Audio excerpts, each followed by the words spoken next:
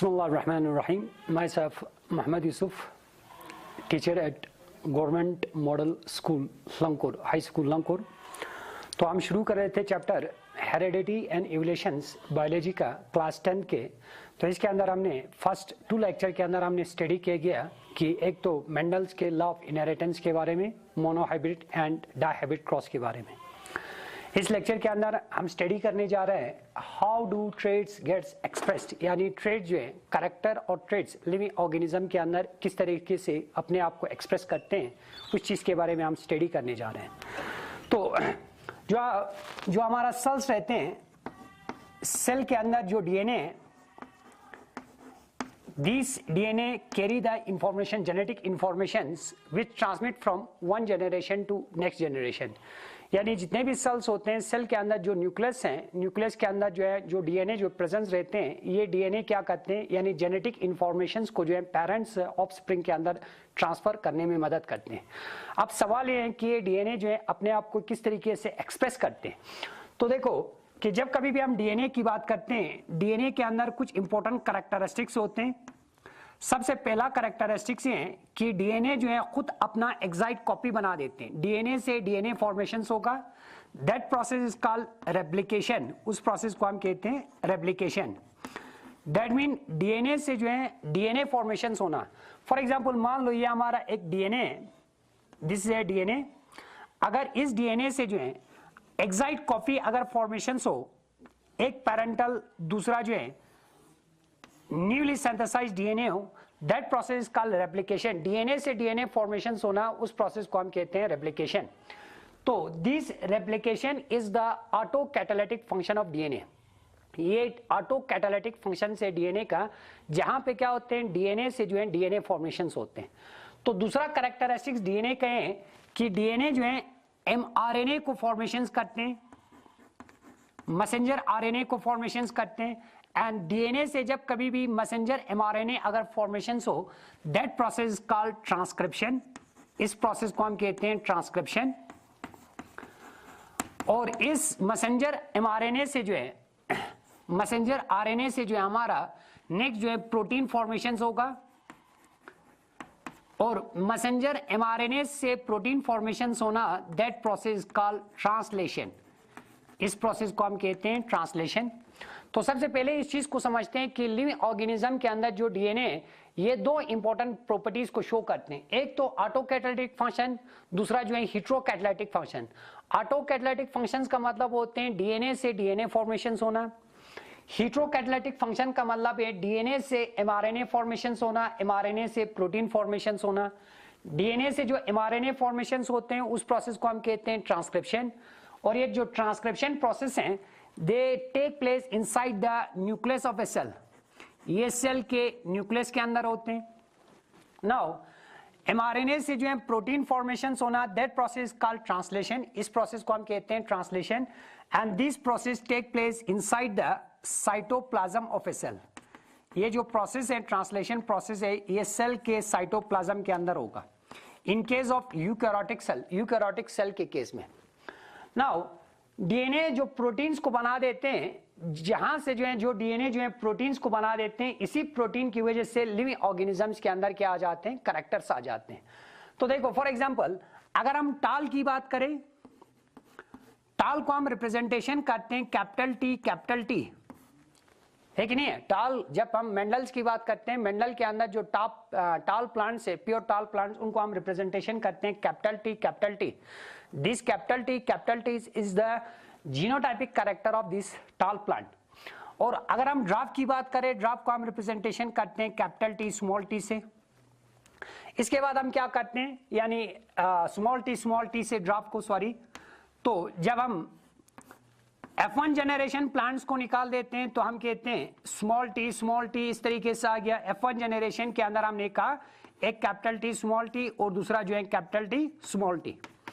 F1 generation के अंदर जितने भी प्लांट्स प्रोड्यूस होते हैं, वो सारा का सारा टाल प्लांट प्रोड्यूस होते हैं। इसका मतलब ये हुआ कि हमारा जो टाल का जो प्रोटीन्स हैं, टाल वाला जो प्रोटीन्स है, ये ज्यादा से ज्यादा कंसंट्रेशन के अंदर प्रोड्यूस होगा एज कंपेयर टू ड्राफ्ट, जिसकी वजह से टाल जो है अपने कैरेक्टर को जो है एक्सप्रेस करते हैं एज कंपेयर टू ड्राफ्ट। इसीलिए जो है हमारा दो कंसेप्ट निकल जाते हैं, एक तो हमारा डोमिनेंट और दूसरा जो है हमारा रिसेसिव। डोमिनेंट मींस जो अपने आप को एक्सप्रेस करते हैं F1 जनरेशन के अंदर, और जो रिसेसिव होते हैं वो अपने आप को एक्सप्रेस नहीं करते हैं किसके अंदर, F1 जनरेशन के अंदर। दैट मीन एक्चुअली जो हमारा जो टॉपिक था, how do trait get express, यानी किस तरीके से ट्रेड एक्सप्रेस करते हैं। ट्रेड जो एक्सप्रेस करेगा वो डीएनए की वजह से होगा, डीएनए जो प्रोटीन्स को बना देते हैं उसी प्रोटीन की वजह से लिविंग ऑर्गेनिज्म के अंदर क्या आ जाते हैं, कैरेक्टर्स आते हैं। तो ये हमारा टॉपिक था, how do traits gets express. तो सेकंड इसके अंदर जो है लेक्चर के अंदर हम स्टडी करेंगे कि सेक्स डिटर्मिनेशन, सेक्स डिटर्मिनेशन यानी सेक्स डिटर्मिनेशन होता क्या है। जब कभी भी हम सेक्स डिटर्मिनेशंस की बात करते हैं, the mechanism by which the sex of an individual can be determined, that mechanism is called sex determination. कोई ऐसा तरीका जहां पे हम किसी भी इंडिविजुअल्स के, किसी भी स्पीशीज के अगर हम सेक्स को डिटरमाइन कर सके, उस मैकेनिज्म को हम कहते हैं sex determination. That means the mechanism by which we can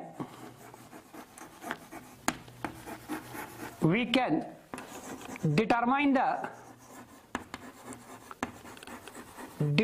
the sex of an individual, यानी एक ऐसा मैकेनिज्म जहां पे हम किसी भी इंडिविजुअल के अगर हम सेक्स को डिटरमाइन कर सके of an individual, that mechanism is called sex determination. इस मैकेनिज्म को हम क्या कहते हैं, सेक्स डिटर्मिनेशन कहते हैं। तो ये सेक्स डिटर्मिनेशन जो है अलग अलग टाइप्स के होते हैं। एक होते हैं हमारा इन्वायरमेंटल सेक्स डिटर्मिनेशन, इन्वायरमेंटल रहते हैं। दूसरा जो है हमारा, अगर हम बात करें क्रोमोसोमल सेक्स डिटर्मिनेशन। अगर हम इन्वायरमेंटल सेक्स डिटर्मिनेशन की बात करें, डिफरेंट टाइप के लिविंग ऑर्गेनिजम्स हैं जो एक जो प्रोड्यूस करते हैं, उस एक के ऊपर टेम्परेचर का जो इंक्यूबेशन पीरियड होगा उस चीज के ऊपर डिपेंड करेंगे कि वो मेल बनेगा कि फीमेल बनेगा। दूसरा जो है, अगर हम क्रोमोसोमल सेक्स डिटर्मिनेशन की बात करते हैं, chromosomal sex determination is that type of determination in which we use the chromosome, जहां पे हम क्रोमोसोम्स का इस्तेमाल करते हैं in order to determine the sex of an individual, ताकि हम डिटरमाइन कर सके इंडिविजुअल के सेक्स को। And that type of sex determination is called chromosomal sex determination. उस टाइप के सेक्स डिटर्मिनेशन को हम क्या कहते हैं, क्रोमोसोमल सेक्स डिटर्मिनेशन। नाउ जब कभी भी हम क्रोमोसोमल सेक्स डिटर्मिनेशन की बात करते हैं, तो यहां पे sex determination in human beings आते हैं। सेक्स डिटर्मिनेशन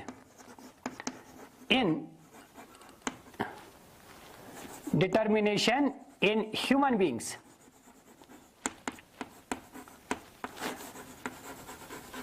ह्यूमन बींग्स के अंदर जो है सेक्स डिटर्मिनेशन किस तरीके से होगा। नाउ जब कभी भी हम ह्यूमन बींग्स की बात करते हैं, ह्यूमन बींग्स के अंदर जो सेक्स डिटर्मिनेशंस होते हैं, that determination is carried out by chromosomes. ये किसकी वजह से होगा, क्रोमोसोम्स की वजह से। And that type of chromosomes in which we determine the sex of an individual, that type of chromosomes are called sex chromosome। इस टाइप के जो क्रोमोसोम जिसको हम इस्तेमाल करते हैं ताकि लिविंग ऑर्गेनिजम्स के सेक्स को हम डिटरमाइन कर सके, उस क्रोमोसोम्स को हम कहते हैं sex chromosome. Now in case of female, human female के केस में, यानी यहां पे जो total number of chromosome human beings के केस में जो है 46 नंबर ऑफ क्रोमोसोम्स होते हैं। Total number of chromosome present in case of human being is 46। तो इस 46 में से जो है 44 प्लस XX होगा। This XX is called sex chromosome. इस XX को हम क्या कहते हैं, सेक्स क्रोमोसोम्स कहते हैं। And this 44 is called autosome. इस 44 को हम कहते हैं autosomes. Autosomes are those chromosomes which are not used in order to determine the sex of an individual, जो sex of an individual को determine नहीं करते, they are called autosomes। तो human female के केस में जो है 44 जो है autosomes होगा। इसके बाद जो है 1 pair of जो है sex chromosome जो है present रहेंगे and they are called XX। Female के केस में दोनों जो सेक्स क्रोमोसोम्स हैं ये जो है सेम है, एक्स एक्स हैं, therefore this type of chromosomes are called homogametic. इसको हम होमोगैमेटिक कहेंगे। होमोगैमेटिक इसलिए कहते हैं क्योंकि ये सेम टाइप के जो है गैमीट्स को जो है प्रोड्यूस करते हैं। देखो किस तरीके से, अगर हम इस 44 की बात करें, ड्यूरिंग गैमीट फॉर्मेशंस, गैमेटोजेनेसिस के दौरान क्या होगा कि यहां पे जो है हमारा 22 प्लस, एक गैमीट के अंदर जाएगा 22 प्लस एक्स, दूसरे गैमीट के अंदर जाएगा हमारा 22 plus x. For example this is the over egg, इसके अंदर हमारा जाएगा, एक के अंदर गैमेटोजेनेसिस के दौरान एक के अंदर आ जाएगा हमारा 22 प्लस एक्स और दूसरे के अंदर भी 22 प्लस एक्स, तो टोटल हमारा बना 44 प्लस एक्स एक्स। यहां पे दोनों जो गैमीट्स हैं ये दोनों जो है सेम है, इसीलिए अगर सेम रहते हैं, इस टाइप के जो गैमीट्स रहते हैं दे आर कॉल्ड होमोगैमेटिक। इसको हम क्या कहते हैं, होमोगैमेटिक कहते हैं, सेम है इसीलिए इसको हम कहते हैं homogametic. Now in case of human male, अगर हम मेल की बात करें, मेल के अंदर जो है टोटल नंबर ऑफ क्रोमोसोम दोबारा से 44 ऑटोसोम्स होगा, टोटल नंबर में जो है 44 ऑटोसोम प्लस सेक्स क्रोमोसोम जो होगा वो हमारा XY होगा, that means 44 and 1 pair of sex chromosomes XY। Now दोबारा से अगर हम गैमीट को फॉर्मेशंस करते हैं, यहां से हमारा बनेगा 22 प्लस एक्स एक बनेगा और दूसरा बनेगा हमारा 22 प्लस वाई। ये दो डिफरेंट टाइप के जो है गैमीट्स को प्रोड्यूस करते हैं, एक के अंदर आते हैं हमारा 22 प्लस एक्स और दूसरे के अंदर आते हैं हमारा 22 plus Y, and this type of gametes are called heterogametic. That mean human males are heterogametic, लेकिन ह्यूमन जो फीमेल्स हैं वो होमोगैमेटिक हैं, इसलिए क्योंकि ये सेम टाइप के गैमीट्स को प्रोड्यूस करते हैं, लेकिन जो ह्यूमन मेल्स हैं वो हेटेरोगैमेटिक हैं, इसलिए क्योंकि ये दो डिफरेंट टाइप के जो है गैमीट्स को प्रोड्यूस करते हैं। नाउ मान लो फर्टिलाइजेशन के दौरान, अगर मान लो ये जो है इसके साथ स्पर्म सेल है, this is the sperm cell, अगर मान लो इसके साथ फ्यूज हुए 22 प्लस एक्स और ये 22 प्लस एक्स अगर फ्यूज हुए तो दोबारा से हमारा बना 44 प्लस एक्स एक्स, तो ये हमारा जो न्यूली बॉर्न बेबी है ये हमारा क्या होगा, फीमेल होगा, गर्ल होगा। ठीक, अगर मान लो ये इसके साथ फ्यूज करते हैं फर्टिलाइजेशन के दौरान, तो यहां पे आ गया हमारा 44 प्लस एक्स वाई बनेगा, 44 प्लस एक्स वाई ये हमारा क्या बनेगा, मेल चाइल्ड बनेगा, यानी बॉय बनेगा।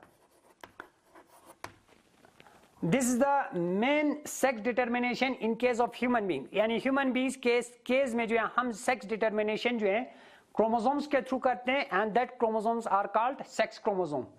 तो ह्यूमन जो फीमेल रहते हैं वो हमारा होमोगैमेटिक है क्योंकि ये सेम टाइप के गैमीट को प्रोड्यूस करते हैं, लेकिन ह्यूमन जो मेल है वो हमारा हेटेरोगैमेटिक है because it produce two different type of gamete, क्योंकि ये दो डिफरेंट टाइप के जो है गैमीट्स को प्रोड्यूस करते हैं।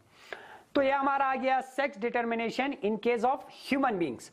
नाउ नेक्स्ट शुरू करेंगे इवोल्यूशन, यानी इवोल्यूशन होता क्या है।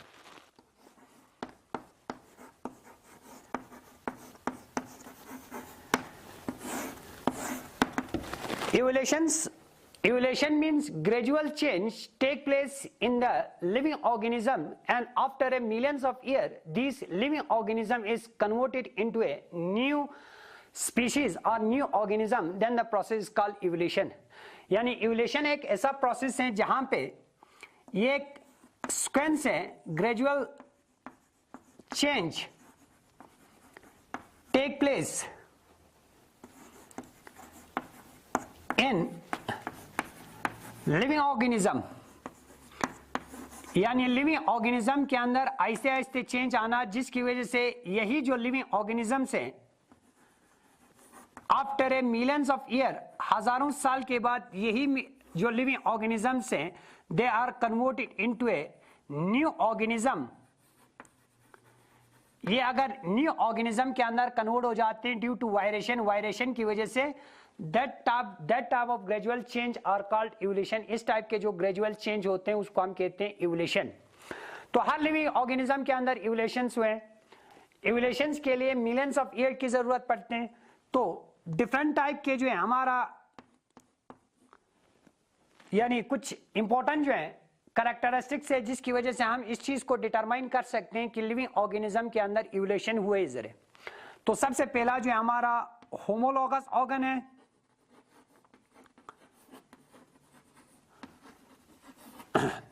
दूसरा जो है हमारा एनालॉगस ऑर्गन है।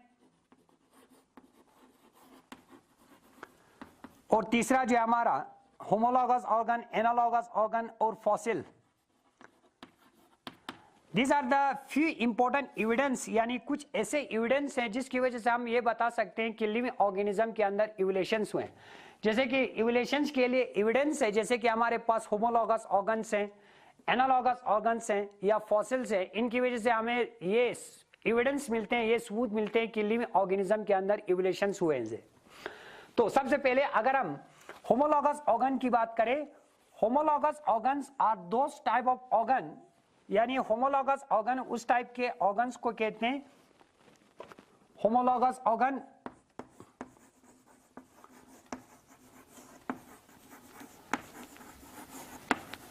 यानी वो ऑर्गन जिनका बेसिक बॉडी स्ट्रक्चर अगर सेम रहते हैं but carry out different function, लेकिन फंक्शन जो है अलग करते हैं, that type of organs are called homologous organ. That mean यहां पे जो है those organ which have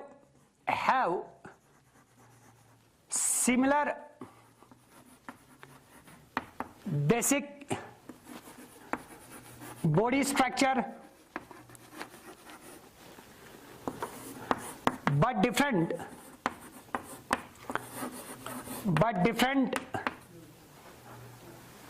carry out different function। अगर ये अलग अलग टाइप के फंक्शन करते हैं, that type of organ are called homologous organ. Homologous organ actually वो ऑर्गन्स होते हैं जिनका बेसिक जो बॉडी स्ट्रक्चर है वो सिमिलर रहते हैं, लेकिन फंक्शन जो है अलग अलग करते हैं। उस टाइप के ऑर्गन्स को हम कहते हैं होमोलॉगस ऑर्गन। फॉर एग्जांपल अगर हम फोर लिम्स की बात करें, फोर लिम्स ऑफ ह्यूमन के अगर हम फोर लिम्स की बात करें ह्यूमन बींग्स के, या अगर हम बर्ड्स की बात करें, लिजर्ड की बात करें, इन सभी के जो फोर लिम्स हैं इनका इंटरनल जो बेसिक बॉडी स्ट्रक्चर है वो सारा का सारा सिमिलर है, लेकिन सभी जो है अलग अलग फंक्शंस कैरी आउट करते हैं। फॉर एग्जांपल अगर हम ह्यूमन बींग्स की बात करें, these four limbs are used for grasping of things, चीजों को कलेक्ट करने के लिए इस्तेमाल किया जाते हैं। इन केस ऑफ बर्ड्स के केस में जो फोर लिम्स होते हैं उसका फंक्शंस होते हैं यूज फॉर फ्लाइंग के लिए इस्तेमाल किया जाते हैं। इन केस ऑफ लिजर्ड्स या फ्रॉग की बात करें या लिजर्ड्स की बात करें, फ्रॉग के अंदर they are use for jumping, इनको जंपिंग के लिए इस्तेमाल किया जाते हैं। हॉर्स की बात करें, they are use for running, इनको रनिंग के लिए इस्तेमाल किया जाते हैं। हालांकि इन सभी का जो इंटरनल बेसिक जो बॉडी स्ट्रक्चर है वो सिमिलर रहते हैं, लेकिन फंक्शन जो है अलग अलग करते हैं, and that type of organs are called homologous organ. इस टाइप के ऑर्गन्स को हम कहते हैं होमोलॉगस ऑर्गन। तो नेक्स्ट आ गया हमारा एनालॉगस ऑर्गन। एनालॉगस ऑर्गन इसी को अपोजिट करना है, analogous organ. Analogous organ means यानी वो ऑर्गन जिनका बेसिक बॉडी स्ट्रक्चर अगर डिफरेंट रहते हैं लेकिन फंक्शन जो है अगर सेम करते हैं, that type of organs are called analogous organ. इस टाइप के ऑर्गन्स को हम क्या कहेंगे, एनालॉगस ऑर्गन कहेंगे। तो यहां पे जो है जो ऑर्गन का बेसिक जो बॉडी स्ट्रक्चर होगा, बॉडी स्ट्रक्चर ये डिफरेंट रहेंगे, डिफरेंट, लेकिन फंक्शन जो है अगर सेम कैरी आउट करते हैं, then that type of organs are called analogous organ. Analogous organs वो ऑर्गन्स होते हैं जिनका बेसिक बॉडी स्ट्रक्चर जो है डिफरेंट रहते हैं लेकिन फंक्शन जो है सेम रहते हैं, इस टाइप के ऑर्गन्स को हम कहते हैं एनालॉगस ऑर्गन। फॉर एग्जांपल अगर हम विंग्स की बात करें, wings of birds and insect, अगर इन दोनों के विंग्स की बात करें, they are use for flying, दोनों जो है सेम फंक्शन कैरी आउट करते हैं, क्योंकि बर्ड्स भी विंग्स को जो है यूज करते हैं फ्लाइंग के लिए, इंसेक्ट भी विंग्स को यूज करते हैं फ्लाइंग के लिए, बट इन दोनों का जो है बेसिक जो इंटरनल स्ट्रक्चर है वो डिफरेंट रहते हैं, and that type of organs are called analogous organ. इस टाइप के जो ऑर्गन्स हैं उसको हम कहेंगे एनालॉगस ऑर्गन। तो थर्ड आ गया हमारा एविडेंस में about the evolutions of living organism के अंदर फॉसिल्स।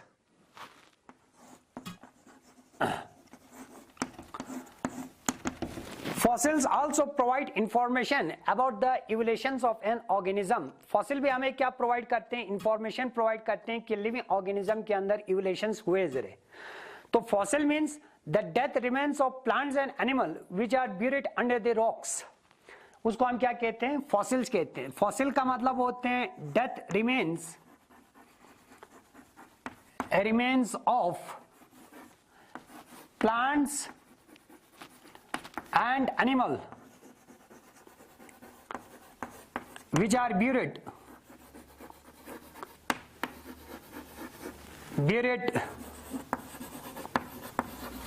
under the rocks।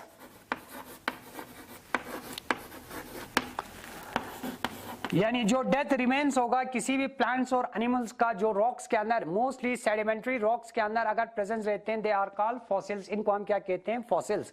और ये फॉसिल्स भी हमें प्रोवाइड करते हैं information about the evolutions of living organism. For example अगर हम आर्कियोपेट्रिक्स की बात करें,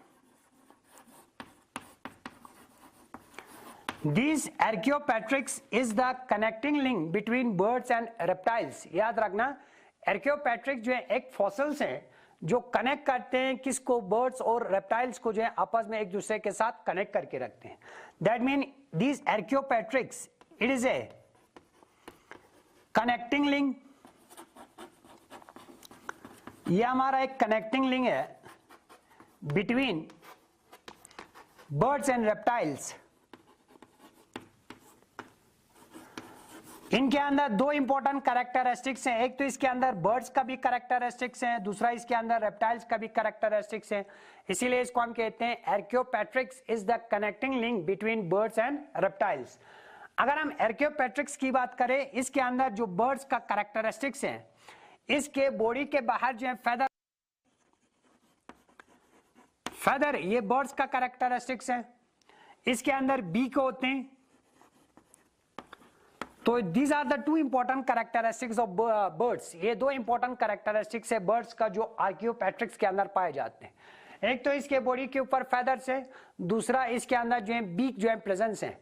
तो ये दो जो कैरेक्टर है ये बर्ड का कैरेक्टर है। दूसरा अगर हम इस आर्कियोपेट्रिक्स की बात करें, इसके अंदर रेप्टाइल का कैरेक्टर क्या है। अगर हम रेप्टाइल्स की बात करें, इनके अंदर जो है टीथ है, दूसरा जो है टेल है। These are the characteristics of reptile। ये characteristics है रेप्टाइल का। तो आर्कियोपेट्रिक्स के अंदर दो इंपॉर्टेंट कैरेक्टरिस्टिक्स है, एक तो बर्ड्स का भी कैरेक्टरिस्टिक्स है और दूसरा जो है रेप्टाइल्स का भी कैरेक्टरिस्टिक्स है। तो ये Archaeopteryx also provide information about the evolutions of living organism. क्यों, इसलिए क्योंकि कहते हैं कि अगर आर्कियोपेट्रिक्स के अंदर दो कैरेक्टर्स है, एक बर्ड्स का दूसरा रेप्टाइल्स का, तो यहाँ पे जो है आर्कियोपेट्रिक्स की बात करें, इसके अंदर जो है इवोल्यूशंस की वजह से एक तो टीथ, दूसरा जो है टेल जो है आहिस्ते आहिस्ते क्या होने लगे, खत्म होने लगे, जिसकी वजह से रेप्टाइल जो है आहिस्ते आहिस्ते कन्वर्ट हुए किसके अंदर, बर्ड्स के अंदर। That mean this are the important evidence which provide information about the evolutions of living organism. तो लिविंग ऑर्गेनिज्म के अंदर कुछ ऐसे कैरेक्टरिस्टिक्स है, ऐसे एविडेंस हैं जिसकी वजह से हम ये बता सकते हैं कि लिविंग ऑर्गेनिज्म के अंदर इवोल्यूशंस हुआ है कि नहीं हुआ है। जैसे कि हमने कहा होमोलॉगस ऑर्गन, ये भी हमें प्रोवाइड करते हैं information about the evolutions of living organism. दूसरा है हमारे पास एनालॉगस ऑर्गन, एनालॉगस ऑर्गन्स भी हमें प्रोवाइड करते हैं information about the evolutions of living organism. Third में हमने कहा फॉसिल्स, फॉसिल भी हमें प्रोवाइड करते हैं information about the evolutions of living organism. These are the important evidence which provide information about the evolutions of living organism. इंशाल्लाह तो next lecture के अंदर हम स्टडी करेंगे